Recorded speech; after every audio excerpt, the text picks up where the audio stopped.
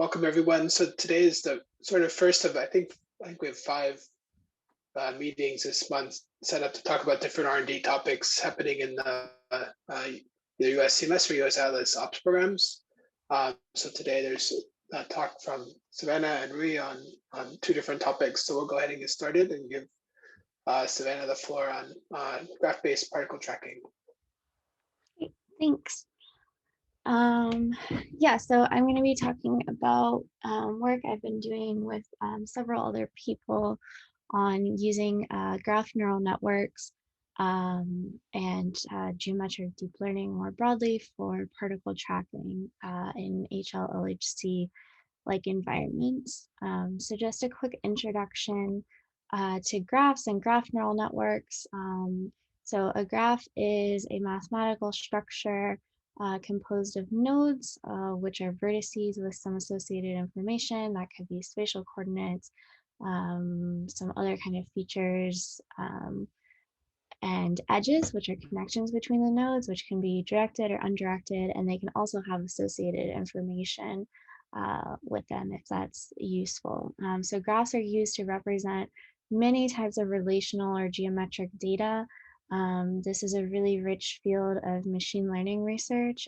They've been used to represent everything from proteins there's a lot of work with using them to represent relational networks or social networks where each of the nodes might be a person and you're trying to model like societal connections or something like that. And more recently, they've been proven very useful for particle physics data, as we'll see in the rest of this talk. So graph neural networks are a type of machine learning algorithm that operate specifically on graphs, and they try to learn a smart embedding of the graph structure by leveraging geometric information from the full graph by passing and aggregating messages from neighbors. So you can see an example here of how a GNN is learning an embedding of a graph. So if this top example is like a 3D graph and we're trying to learn how to segment different groups of the population or something, it would maybe learn to project it into this 2D space where we can easily do some kind of slicing. This is the mathematical description of a kind of standard graphical neural network, which is a graph convolutional network. So this step is aggregating all of the information from neighbors. So for an individual node in the graph, you would look at all the other nodes that are connected to that specific node. You would collect their information from the previous embedding of the graph and average the information from all of its neighbors. Then you do a re-embedding on that information with this WK, which is typically just a shallow neural network. And you can also actually collectively this term is a shallow neural network. So you have your standard weight term and your bias term. And then you pass it through a nonlinearity. So this nonlinearly creates a new embedding of the graph nodes based on information from its nearest neighbors. So you can see as if you have like multiple iterations of this graph convolutional operator, you're able to accumulate information from farther and farther away on the graph because at each step you're getting information from all of the connected nodes. But in the previous step, those have also collected information from all of their connected nodes. So you're able to effectively aggregate information about the whole graph and use that to reason about each individual node. So there's been a lot of great work demonstrating how these kind of machine learning algorithms are really useful for the task of particle tracking. So in the LHC, this is the task, or in the LHC detectors, this is the task of trying to reconstruct individual particle trajectories given the readout of the detector, where you have space points or hits where particles have interacted with the detector. So you have tons of particles being created at the same time from a single collision, and we want to reconstruct those individual trajectories essentially from a point cloud of detector hits. So the kind of first approach and what's been studied the most with GNNs for tracking is this kind of three-step procedure. So you first form a graph, again, that mathematical structure that I introduced on the first slide, from the detector hits, and you have to make a choice here on how you're going to construct the edges between those different hits, because if you just create like a fully connected graph, that obviously is going to allow a lot of unphysical information, unphysical edges, and your graph is going to be really large. So I'll talk in a couple slides about some different ways we've looked at doing the graph construction. But this is an example up here of just one segment of the detector. So each of these nodes in the graph, again, is a detector hit, and you can see we have the layer structure of a typical detector. And in this example, each of the true particle tracks is shown in blue. So these are the trajectories you want the GNN to learn to reconstruct. And then all of the edges that the graph construction algorithm I've created are shown in red. So this would be an example of a graph that's input to the next step. So in the next step, you would process these graphs through a GNN. And again, we've looked at several different GNN architectures that I'll talk about in the next couple of slides. And that GNN predicts a probability for all of the edges, that edge is a true edge from a particle trajectory, or it's a false edge that was just created by your graph construction algorithm. And then once you have predicted all of those probabilities, you'll select the ones that pass some threshold, and then you'll use a post-processing algorithm to link those edges together into full tracks. So once this graph is processed, ideally you would have your GNN would have found that these blue edges are the highest weighted. So maybe you drop all of the red edges, and then you'll just have to go through and figure out which blue edges link together. And again, there's several different ways to do that I'll talk about in the next couple slides. So there's a lot of places where we can improve these things, as you'll see in the rest of the talk. So like I mentioned, we've looked at different graph construction algorithms, different post-processing algorithms, different graph neural network architectures, ways to do data augmentation to make the task easier, and some other studies. And most of the work shown in the rest of this talk uses the TrackML dataset, which is an open experimental agnostic dataset that was originally created for a Kaggle challenge, and it uses HL-LHC-like conditions of 200 pileup, and it has kind of a generalized particle detector or particle tracker structure that we see in both Atlas and CMS, and you can see a diagram of what the TrackML detector looks like here. So we've done several studies on graph construction, because optimizing the graph construction is really important to helping the GNNs learn effectively. So we kind of define two efficiency measurements for the graph construction: edge efficiency, which is the number of true edges over all edges in the graph, and the truth efficiency, which is the true edges in the graph over all of the possible true edges. So in all of the graph construction methods, we want to try to balance these two things, because you want to have as high a truth efficiency as possible. If you are losing true edges from your graph, then you're not going to be able to reconstruct those tracks.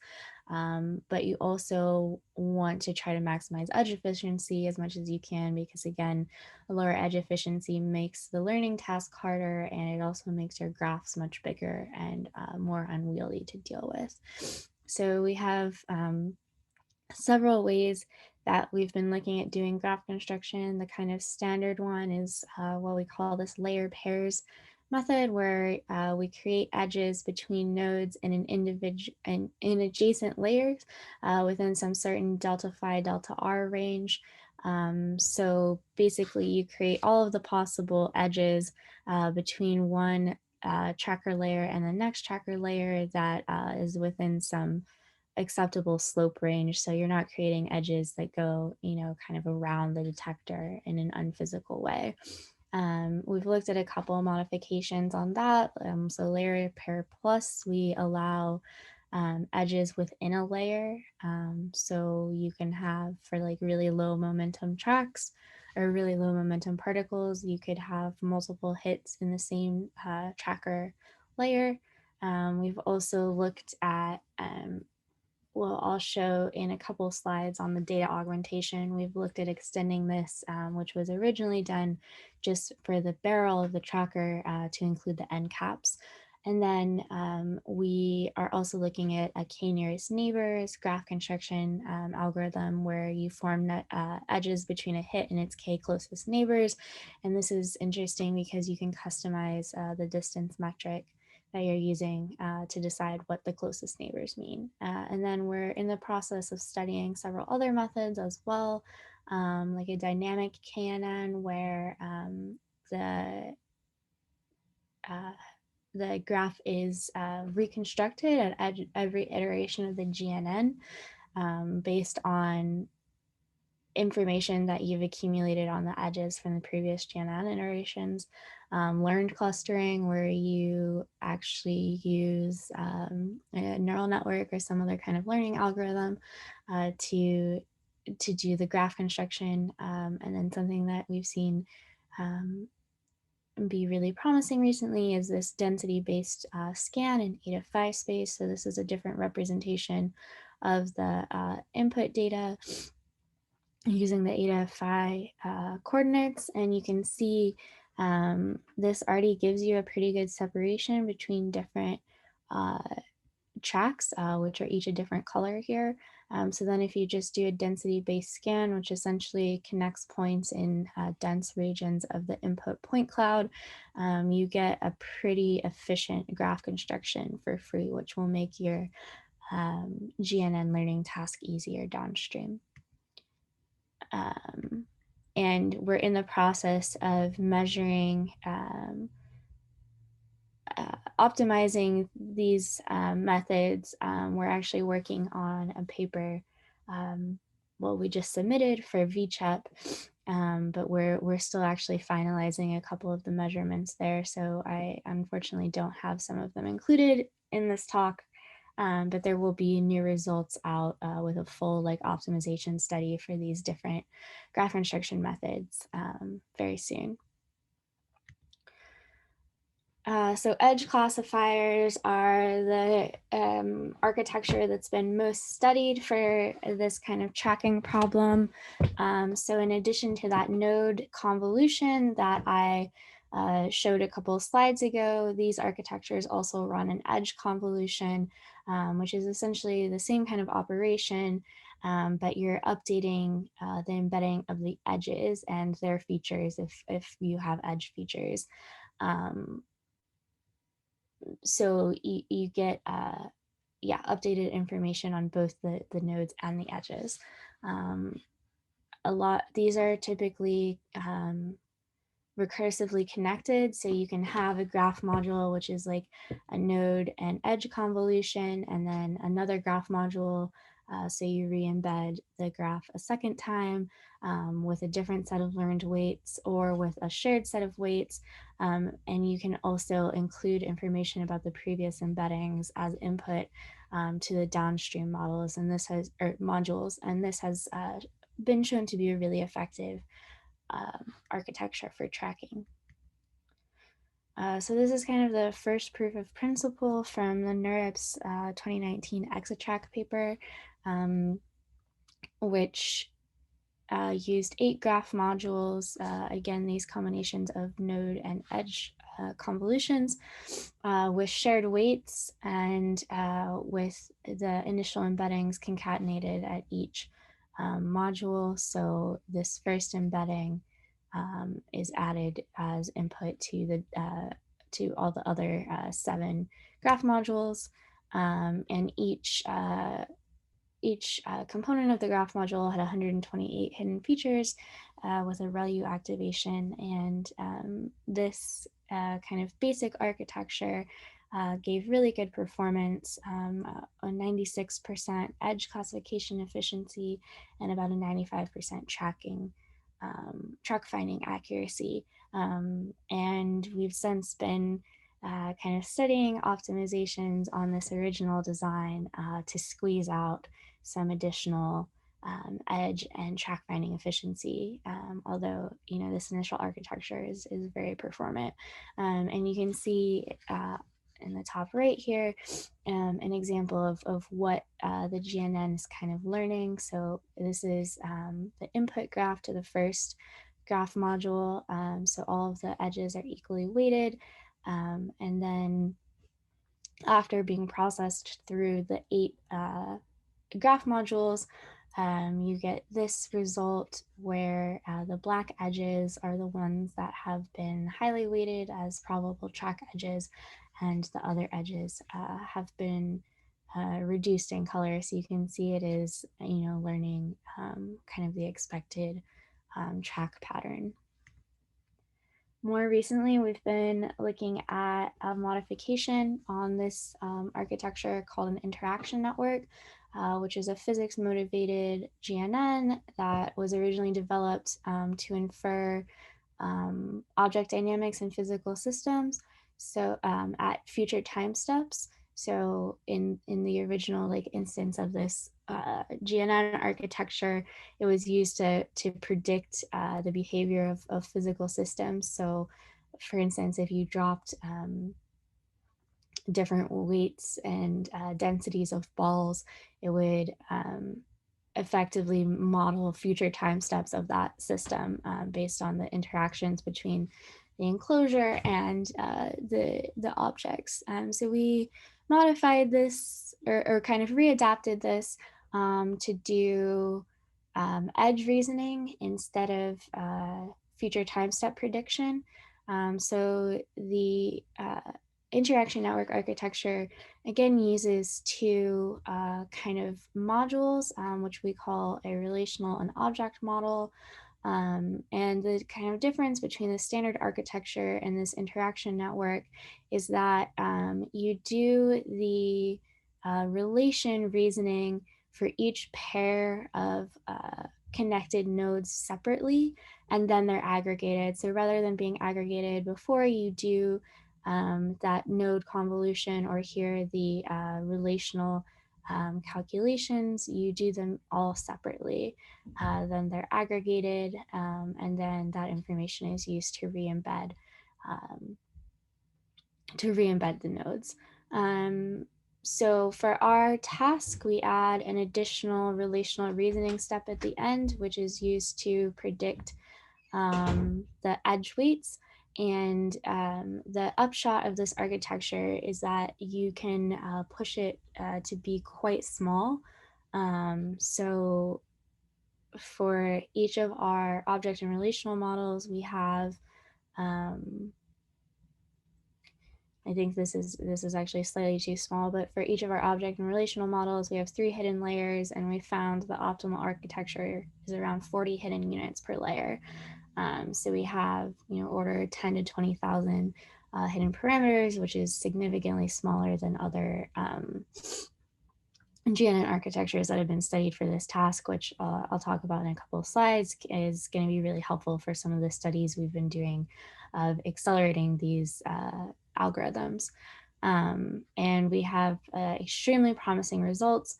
For the with the interaction network, we get nearly perfect edge classification efficiency, and we're still adjusting the track efficiency calculations, but depending on the algorithm used and your criteria for what a matched or found track is, we see between 85 and 95% tracking efficiency. And then this plot is showing the loss curve for different PT ranges of the interaction network, and you can see it converges quite well for a full range of PT of particle momenta. So I mentioned we've also looked at some data augmentation studies to make the edge classification learning task easier. So a big thing that we've done is adding in the end caps. So this can be difficult in the kind of layer pairs construction scheme, because how do you define what adjacent layers are?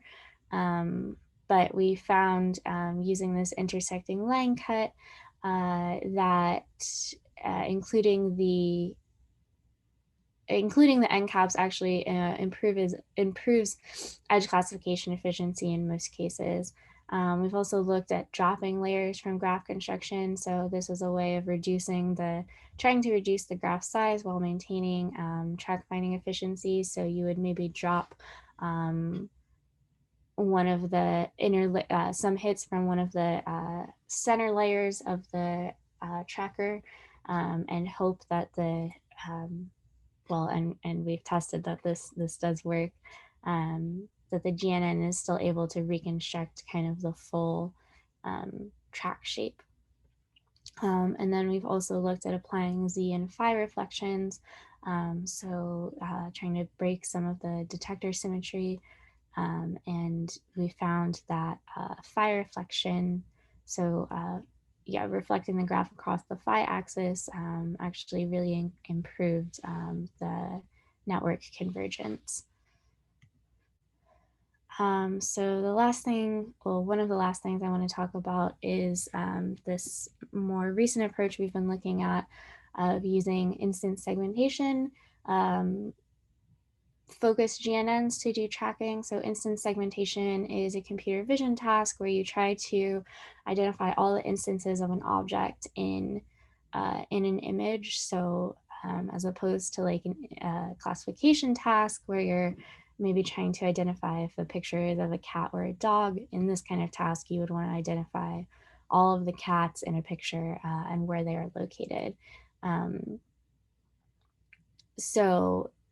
This is an extension on that kind of message passing, no convolution architecture. So after that message passing step, the state vectors of the re-embedded graph are used as input to 3 different branches: a classification branch, which tries to identify the node as being signal from a track or background noise; a localization branch that predicts a bounding box for each node.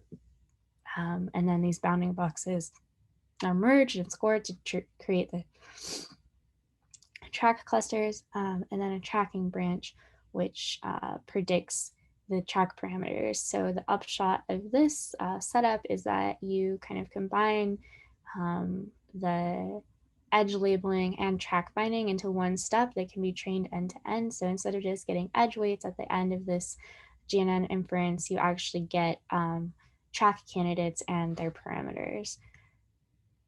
So for this task, we actually used elliptical bounding boxes instead of, so typically rectangular bounding boxes are used in instance segmentation tasks, but ellipses we found make a bit more sense for the task of tracking.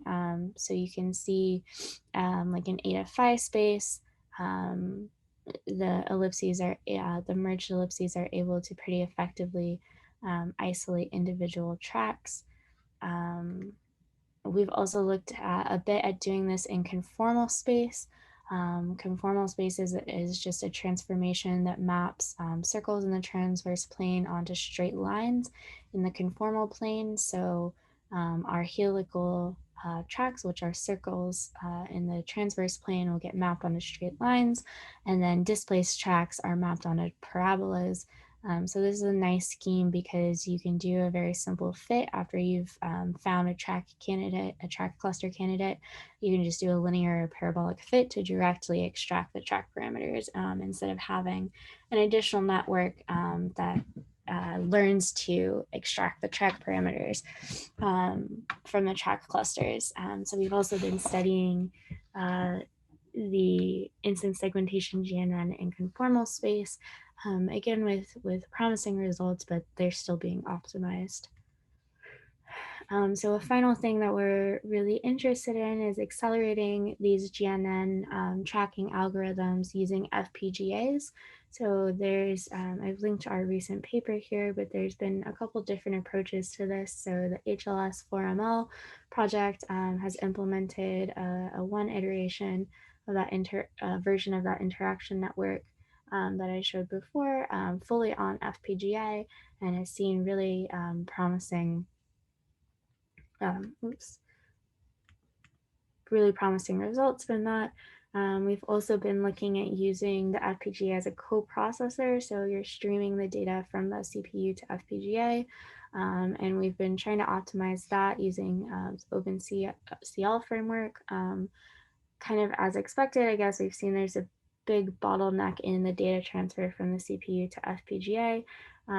So we're looking at if it's possible to overcome that, and then also how we can better accelerate the actual inference on the FPGA once we have the data transfer. And then we're also looking at if we can accelerate the actual graph construction algorithms using FPGAs as well. So these are really complementary studies that could enable this kind of setup to be potentially used at the high level trigger in future experiments where you have really tight latency requirements. So a lot of these studies are still in progress, and some of the kind of fresh results again will be included in our HL-LHC paper, but we're looking at different ways of optimizing the graph construction algorithms, refining the track formation algorithms for edge classification. So right now we're looking at using union find or DB scan on the processed graph to do the kind of cluster identification, and then you would do some kind of fit to extract the track parameters. We're looking at improving the existing architectures, some new ideas, like looking at possibly timing information. UIUC has done some great work looking at HEP transforms, using HEP transforms as like edge features in the graph. And then, we're interested in some more,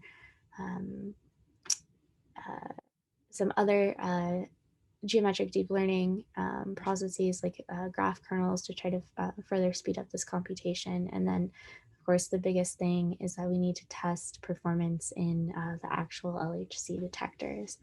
So we're working, we have groups from both Atlas and CMS working on this project. So we're kind of in the process of linking to the actual experiments and testing these architectures on data from the detectors. So just to wrap up, GNNs are a really promising method for tracking, particularly at the HL-LHC, because it allows you to have a geometric data representation with a variable number of inputs. A variety of architectures have been shown to work really well for this problem. So now we're trying to focus on optimizing these, and again, some of these results will be in our HL paper. And then we've also started exploring this one-shot tracking architecture that would allow you to do to extract the track parameters directly from the neural network. We know graph construction is really critical to performance. So again, we have been doing optimization studies there, and then we're working towards accelerating these algorithms for use at the LHC and hopefully possibly at the high level trigger level. So thank you, and I maybe am a bit over time, but I am happy to answer any questions. So thank you, everyone. Great, thanks, Savannah. Who has questions?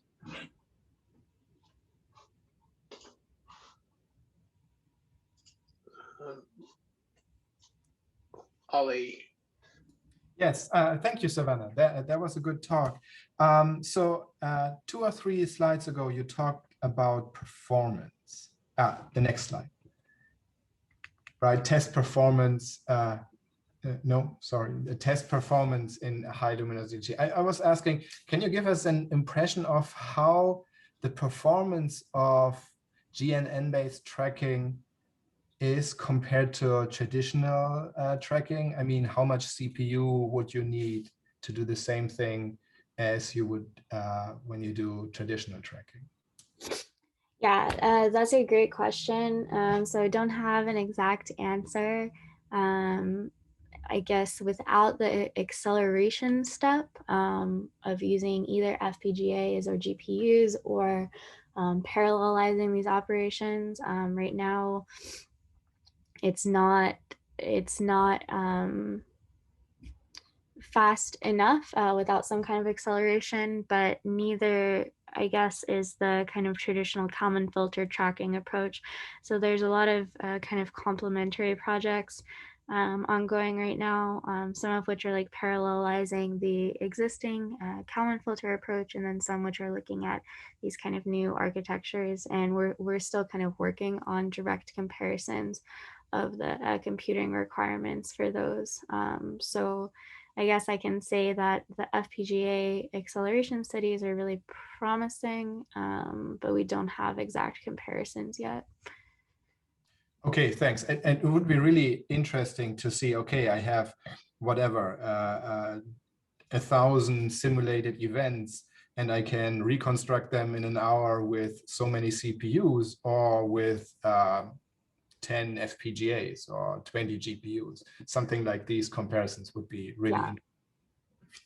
Yes, definitely. And that's something that we're working on. All right, thank you. Great. Anyone else with questions?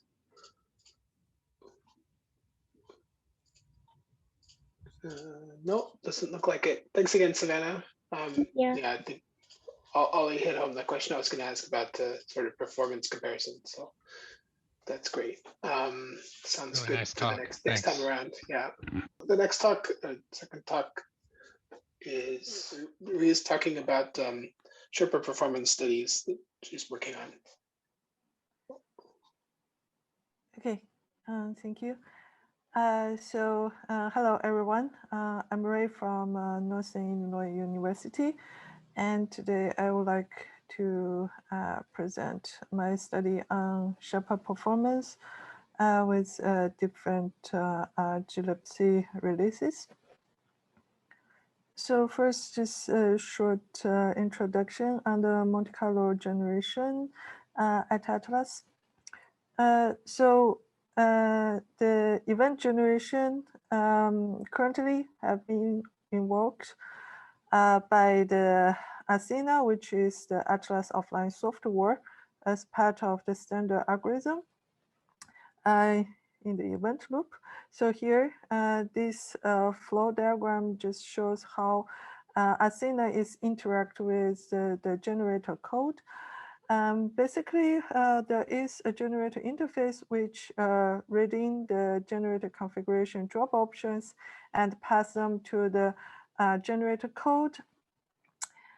After the generator have the event generated, the interface connected all those generated events and create or convert them into the HEP MC format and stored for further analyze or processing. So there's a lot of studies have been made to estimate the CPU time that's needed for the Monte Carlo production at Atlas in the future, based on our current model or with expected improvement. So if we look at the 2017 computing model, it not really help much beyond the round 3, which is showing in the brown squares here. At least a factor of 2 speed up in the Monte Carlo event generation is needed after the HL-LHC upgrade. It's in round 4 and round 5. to have the CPU consumption that stay reasonable. So, but still, in this after this factor 2 speed up, the event generation is still about 20%. That's in the total CPU resources that's needed, for example, in 2028, as showing in this pie chart. So there's a lot of different Monte Carlo generator have been used at Atlas to be able to produce various physics process, including the Herwig, PCR, MAGRAPH, PowerHag, and Sherpa. So the major driver of the resources usage at Atlas is actually Sherpa, as you can see in those two plots. Where Sherpa not only have a lot of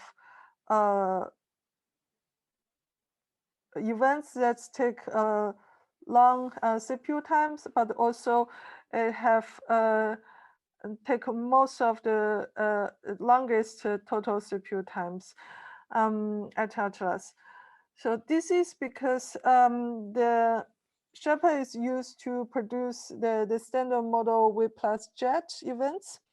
And those V plus jet events are the background for nearly all the physics analysis at Atlas, and a large statistics is needed to be able to have a precise prediction on the background ship. So to be able to increase the efficiency and parallelism of the Atlas implementation of Sherpa is one of the biggest gain that can be made.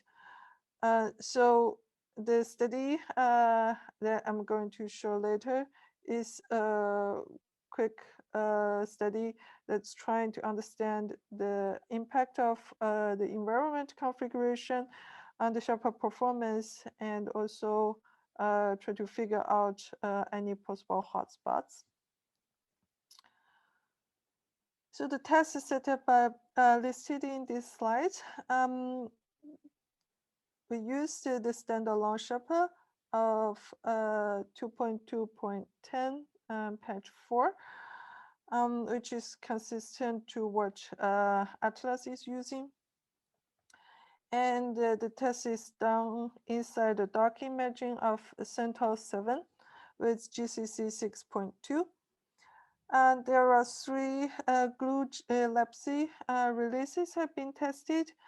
They released 2.17, 2.18, and 2.24. In addition, there is also a vectorized compelling with under the release 2.24, which is named as 2.24 on SchoolVec. Those Glibc releases are compiled with the Athena default configuration, which is Glibc 2.17 plus the lab IMF, which is the Intel Math Library. The profiling is done using the Intel Return Profiler, and the process that's being used for the testing is the Atlas official W plus jet production. So we repeat the event generation from 10 events up to 5K events. Because of the growing running time for less or equal to 1,000 events, the generation have been repeated for 10 times in this study, while above 1,000 events, the generation was only run once. So the result of the CPU times summarized in this plot. So the dashed lines showing the CPU time for different number of generated events, while the dashed lines here shows the ratio between different configurations over the 2.17 release. So clearly we can see that all the Glibc releases are slower than the default Athena one. That's the 2.17 plus LabMF. However, if we just comparing between different Glibcs, we can see there is an improvement when moving to higher release from this one is 2.18 versus 2.17, and then 2.24, and then 2.20. There is between them there is about 4% decrease on the CPU time, and then with the vectorized compiling, there's a slightly improvement on top of that. In addition, there is a feature that we have seen so this ratio actually shows a dependence on the number of events that's in both of the Glibc cases and the Athena default cases. So looking to a bit more details on the modules. So those two circle chart shows the percentage of each module in the total running time. So here, for both the Glibcs and the Athena default configuration, the top two modules are the LHC PDF and Open Loop. They take up to about 40% of the total running time. The third one is the math library.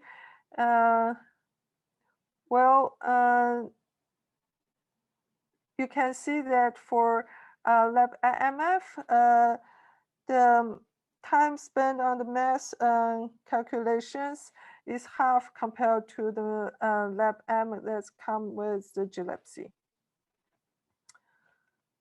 Then if we exclude those three top hotspots, then the major ones are the spend on the system operations and the FASIC modules that you can clearly see here.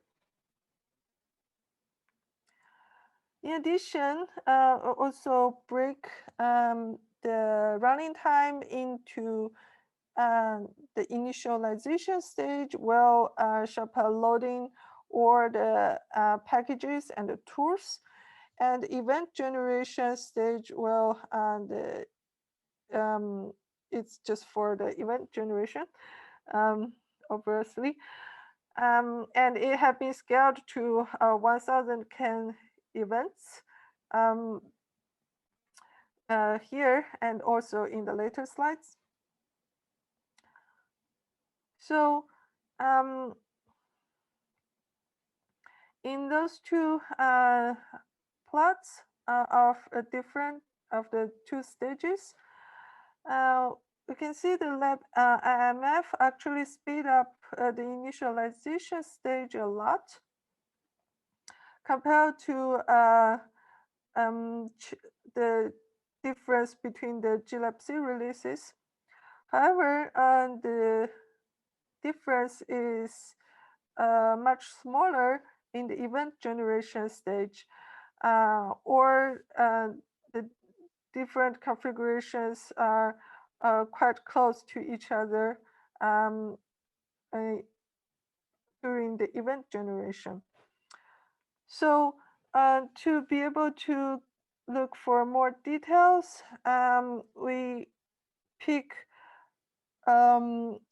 typical modules or packages plus the system operations during the fourth generation process. So as listed here, for the system operations, this basic mainly looking at the mass calculations, and then the external packages that's been used by Sherpa for this W plus jet generation. That's the top two that we have already seen. That's the LHC PDF being used for PDF evaluation, and open loops that is evaluate the tree and one loop matrix element for standard model process in at next leading order. And then there's three that's come with the Sherpa, the comics, which is the tree level matrix element generator. Physic, it's for phase-based integration, and CS shower, it's the default pattern shower used by Sherpa. So the CPU time summarized on the top panel in this plot for the initialization stage. The ratio between different configuration to the Glibc 2.17 summarized in the bottom panel. So first, let's compare the Athena default, which is 2.17 plus LabMF versus the different Glibcs. As we already figured out before, the LabMF is about 2 times faster than the LabMs. And it also reduces the time that's being spent on the system operations besides the mass calculation. Then we found actually there is to load the open loops, it requires about 50% more times. In this case, while for the CS, the loading time is actually halved.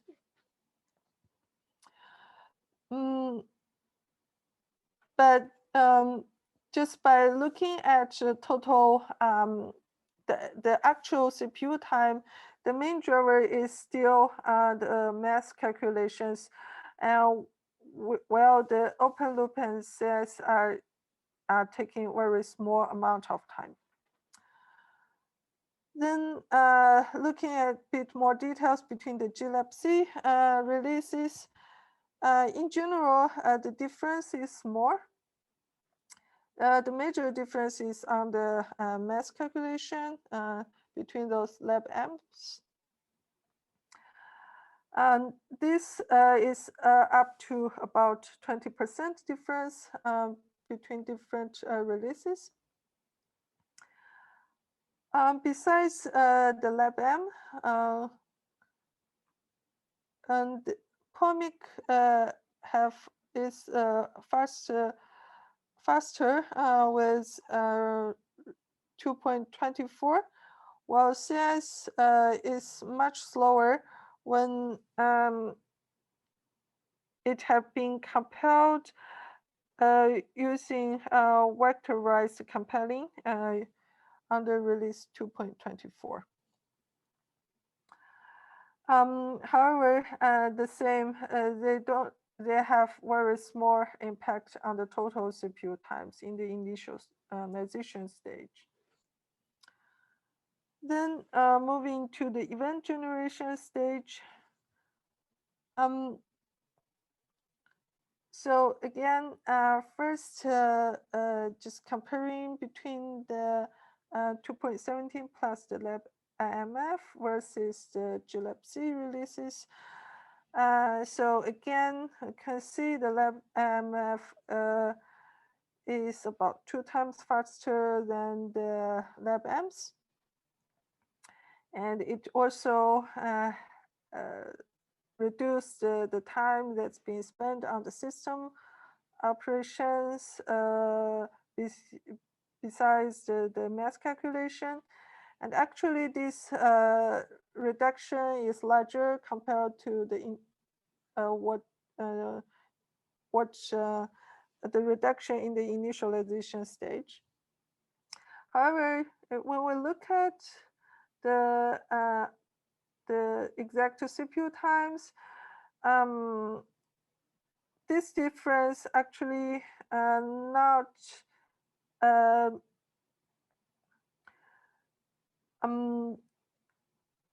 is not the major ones, which is the HA PDFs and the open loops. So for HA PDF and open loops, actually, you can see there is increasement in case of the 2.70 plus LabMF. In both of them, up to about 10%. And this, by adding this increasement with the decreasement in the for the in the math libraries for the math calculations and system operations, this explains why we didn't see much difference between the 2.17 plus LabMF versus the Glibcs in the previous slides in the event generation stage. Those two just actually just cancel each other. And the difference between others not big. There is also a small, smaller decrease in the comics. Then between the Glibc releases, in general, the difference is much smaller compared to the 2.17 plus LabMF. However, there is the improvement is about 5% in average between all those operations or packages when we're moving from the low Glibc release to the high Glibc release of 2.24. The improvement is being introduced by the vectorized compiling is not significant in this event generation stage. So for summary, this quick study shows that the math library is a hotspot besides the open loops and the HA PDF. Atlas offline software Athena actually have already adopted the Intel math library, which is about 2 times faster than the Glibcs, especially in the math and the system operations. And if we focus on the Glibc releases, by comparing the Sherpa run times, we actually can gain about 4% on the running time when moving to release 2.24 for 1K event generation when using the normal GCC compiling. And then with vectorized compiling, we can add a bit extra improvement on top of this. So because currently the default configuration Athena uses is pretty much optimized already. So we have we have stopped this study at this stage and begin to work on Sherpa with the HPCs. So thank you, and any questions or comments are welcome. Great, thanks. Yeah, are there questions?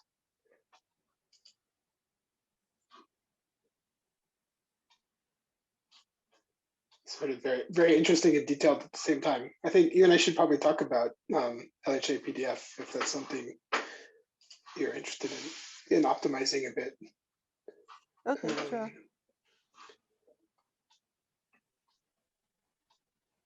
And the lib, do you know the motivation of the libIMF in Atlas? That is actually something I didn't know about from CMS side. Maybe we need to steal that idea.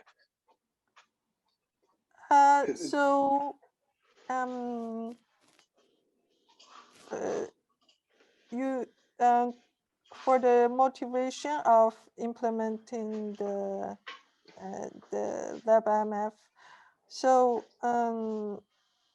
from what I have learned, there was a study on different math library a few years ago. That's actually not a few years, it's kind of quite a long time ago. At Atlas, trying to speed up the Monte Carlo generation.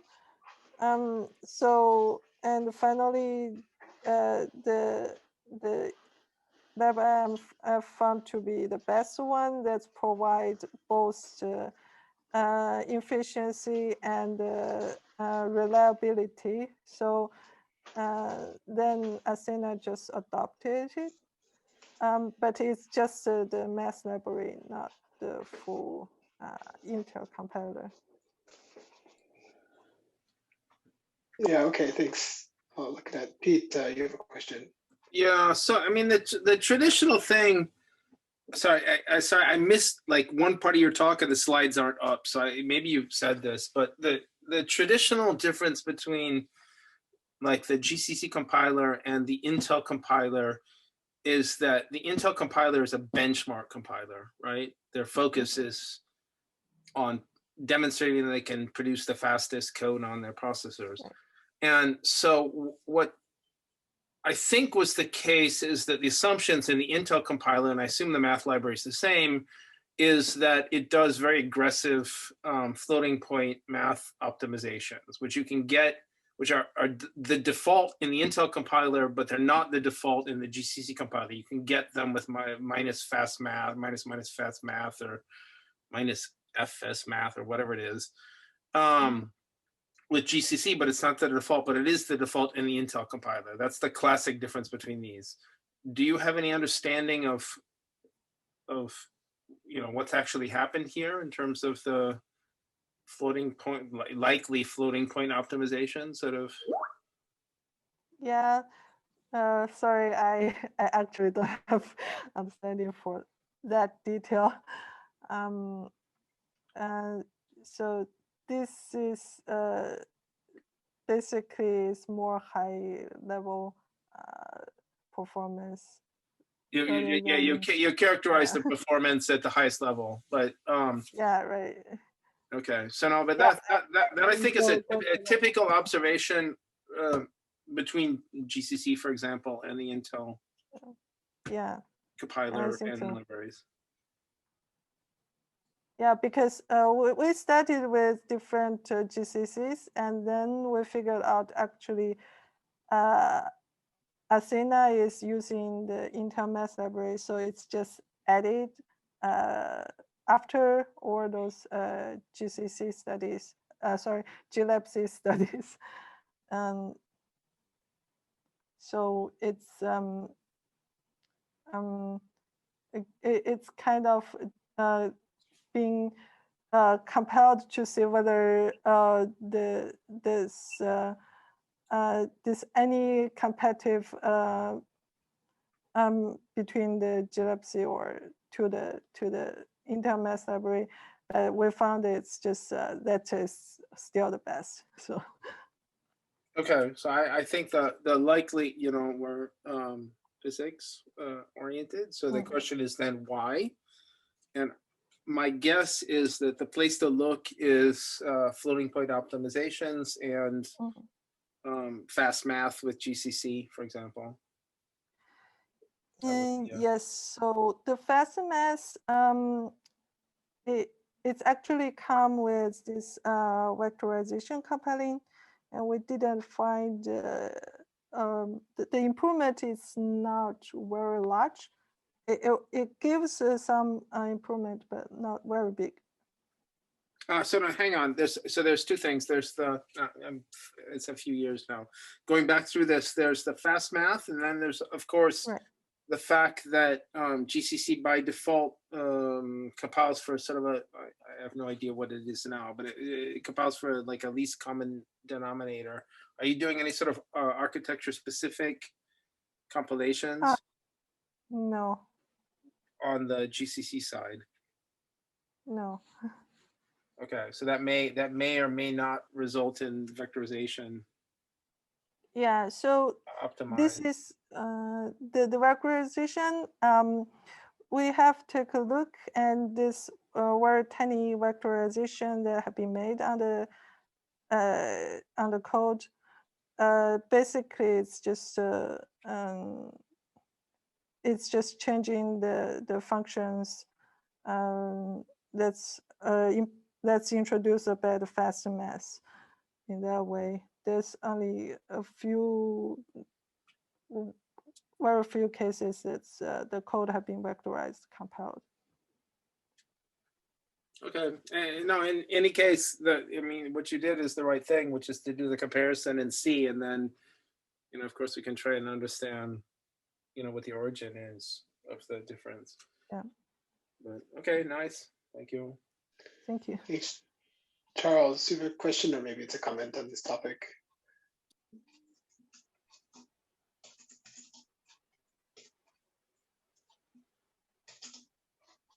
If your microphone's open, I don't hear you. Can you hear me now? Yeah, now we do. All right. So with these high levels of optimization, I think it's very important to also do some actual comparisons of the results and make sure that they are the same. And if they're not the same, which one do you believe?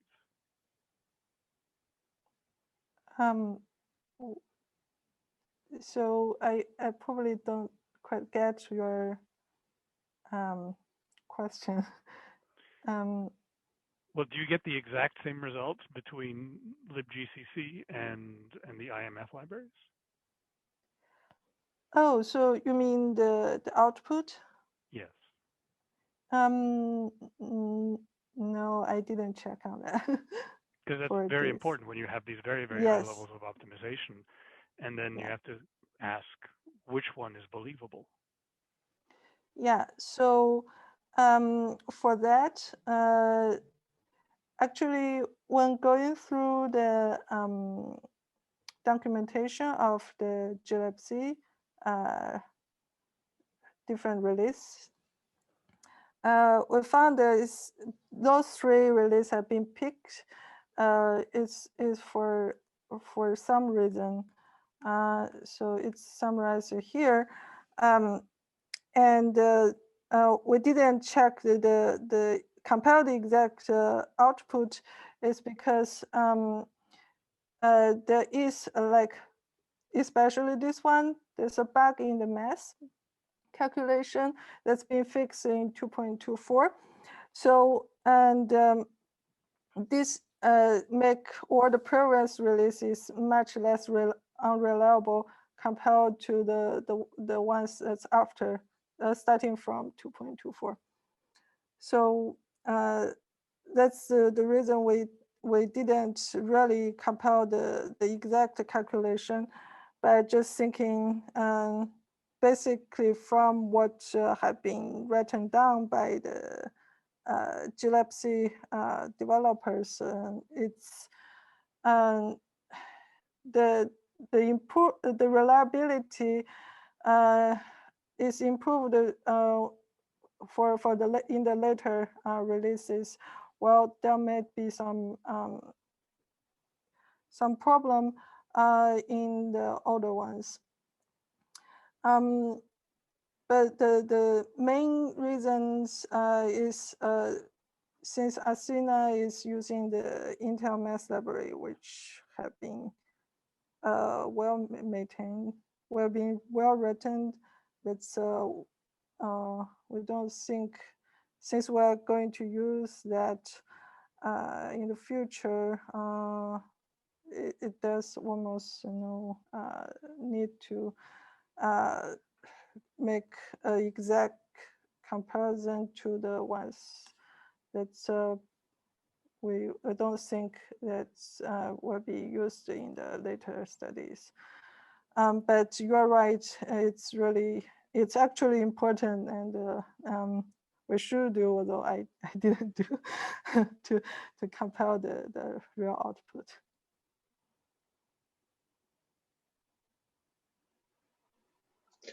Well, thanks. Anyone else for the questions? I don't see any. Okay, thanks again. It's really interesting. Thanks, everyone. Bye. Thank you. Bye.